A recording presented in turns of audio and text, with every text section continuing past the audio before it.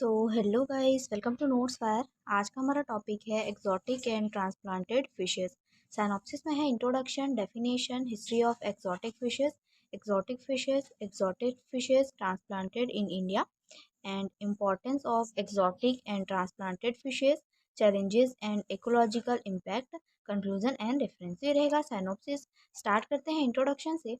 Exotic fishes वे मछलियाँ होती हैं जो किसी एरिया में नेचुरली नहीं पाई जाती, बल्कि वहाँ ह्यूमंस द्वारा इंट्रोड्यूस कराई जाती हैं।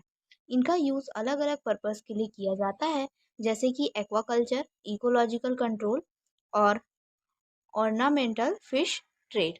कई केसेस में इन मछलियों का इंट्रोडक्शन लोकल बायोडाइवर्सिटी और इकोलॉजिकल बैलेंस को अफेक्ट कर सकता है, इसलिए इनका स्टडी और प्रॉपर मैनेजमेंट ज़रूरी है। देखेंगे हम डेफिनेशन।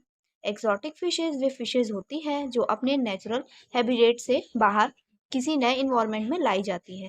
जब ये किसी नए एरिया में सक्सेसफुली एस्टेब्लिश हो जाती है तो इन्हें ट्रांसप्लांटेड फिशेस कहा जाता है। तो ये इसका डेफिनेशन था। गाइस, अगर आपको स्टडी नोट्स की नीड होगी तो आप लोग यहाँ दिए गए नंबर पे कांटेक्ट कर सकते हो। यहाँ से आपको नोट्स प्रोवाइड करा दिए जाएंगे। नेक्स्ट हम देखेंगे history of exotic fishes. Exotic fishes को अलग अलग कंट्रीज में उनके इकोनॉमिक और इकोलॉजिकल बेनिफिट्स के कारण इंट्रोड्यूस किया गया है। इंडिया में 19th सेंचुरी के एंड में एक्सोटिक फिश का इंट्रोडक्शन शुरू हुआ। इसका मेन पर्पस फूड प्रोडक्शन बढ़ाना और एक्वाटिक इकोसिस्टम को बैलेंस करना था। 1950s और 1960s में इंडिया ने कई इंपॉर्टेंट एक्सोटिक फिशेस को अडॉप्ट किया, जैसे कि कॉमन कार्प, सिल्वर कार्प और तिलापिया। नेक्स्ट हम देखेंगे एक्सोटिक फिशेस। कुछ इंपॉर्टेंट एक्सोटिक फिशेस जो अलग अलग पर्पस के लिए लाई गई, इसमें फर्स्ट है कॉमन कार्प। यह यूरोप और एशिया में पाई जाने वाली इंपॉर्टेंट फिश स्पीसीज है। इसे 19th सेंचुरी में इंडिया में इंट्रोड्यूस किया गया। ठीक है, ये जो फिश है वो कुछ इस प्रकार से दिखती है। नेक्स्ट है तिलापिया। अफ्रीका से लाई गई यह फिश फास्ट ग्रोइंग और रैश इन्वायरमेंटल कंडीशन में सर्वाइव करने के लिए जानी जाती है। ये जो फिश होती है वो कुछ इस प्रकार से दिखाई देती है। नेक्स्ट है सिल्वर कार्प। इसे चाइना से 1959 में इंडिया में इंट्रोड्यूस किया गया। यह फाइटोप्लैंक्टन कंट्रोल में हेल्प करती है। ठीक है, ये फिश जो होती है वो कुछ इस प्रकार से दिखाई देती है। नेक्स्ट है ग्रास कार्प। यह चाइना से लाई गई फिश एक्वाटिक वीट कंट्रोल करने में यूजफुल होती है। ठीक है, नेक्स्ट है गप्पी। यह एक फेमस ऑर्नामेंटल फिश है जिसका यूज मॉस्किटो कंट्रोल में भी किया जाता है। ठीक है, ये फिश जो है इस प्रकार से दिखाई देती है।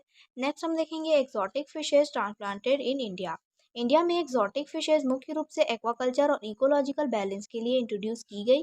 निम्नलिखित महत्वपूर्ण ट्रांसप्लांटेड फिशेज हैं। फर्स्ट है इसमें तिलापिया। इसे 1952 में भारत लाया गया क्योंकि यह तेजी से बढ़ने वाली और प्रतिकूल परिस्थितियों में जीवित रहने वाली मछली है। सेकेंड है silver carp and grass carp. ये दोनों मछलियाँ 1959 में चाइना से लाई गई, जो जल निकायों में प्लवक और जलीय पौधों की अधिकता को नियंत्रित करने में सहायक होती है। नेक्स्ट है कॉमन कार्प। इसे 1939 में यूरोपियन कंट्रीज से भारत में लाया गया और यह भारत में सबसे ज़्यादा पाली जाने वाली विदेशी मछलियों में से एक बन गई है। नेक्स्ट है importance of exotic and transplanted fishes. Exotic and transplanted fishes का महत्व निम्नलिखित है। इसमें फर्स्ट है फूड प्रोडक्शन। एक्सोटिक फिश तेजी से बढ़ती है और उच्च उत्पादन देती है, जिससे खाद्य सुरक्षा सुनिश्चित होती है। सेकेंड है इकोनॉमिक बेनिफिट्स। ये मछलियाँ मत्स्य पालन उद्योग और ऑर्नामेंटल फिश ट्रेड के लिए आर्थिक रूप से फायदेमंद होती है। थर्ड है इकोलॉजिकल कंट्रोल। कुछ मछलियाँ जैसे ग्रास कार्प जलीय खरपतवारों को नियंत्रित करने में मदद करती है, जिससे जल निकाय साफ रहते हैं। नेक्स्ट है बायोडाइवर्सिटी एंट्रीमेंट। कुछ एक्सोटिक फिशेस स्थानीय प्रजातियों के साथ तालमेल बैठाकर जलीय पारिस्थितिक तंत्र को मजबूत बनाती है। नेक्स्ट है challenges and ecological impact. Exotic and transplanted fishes से जुड़ी चुनौतियाँ और पारिस्थितिक प्रभाव निम्नलिखित हैं। इसमें पहला है इम्पैक्ट ऑन नेटिव स्पीसीज। कुछ एक्सोटिक फिशेस अत्यधिक आक्रामक होती है और नेटिव स्पीसीज के भोजन और आवास पर प्रतिस्पर्धा करके उनके अस्तित्व के लिए खतरा बन जाती है। नेक्स्ट है डिसीज ट्रांसमिशन। विदेशी मछलियां ऐसी नई बीमारियां ला सकती है जो स्थानीय मछलियों में फैलकर उनकी आबादी को प्रभावित कर सकती है। नेक्स्ट है इकोसिस्टम इम्बैलेंस। कुछ मछलियाँ अत्यधिक भोजन ग्रहण करके जलीय पारिस्थितिक तंत्र में असंतुलन पैदा कर सकती है, जिससे अन्य जीवों का जीवन प्रभावित होता है। नेक्स्ट है जेनेटिक पॉल्यूशन। एक्सोटिक फिशेस का नेटिव स्पीसीज के साथ हाइब्रिडाइजेशन होने से प्राकृतिक आनुवंशिक विविधता प्रभावित हो सकती है, जिससे स्थानीय मछलियों की अनुकूलन क्षमता कम हो जाती है। ठीक है। नेक्स्ट हम देखेंगे कंक्लूजन। एक्सोटिक और transplanted fishes aquaculture, food production और इकोलॉजिकल कंट्रोल में इंपॉर्टेंट रोल प्ले करती है, लेकिन अगर इनका मैनेजमेंट सही से ना किया जाए तो यह लोकल बायोडाइवर्सिटी और इकोसिस्टम के लिए हार्मफुल हो सकती है।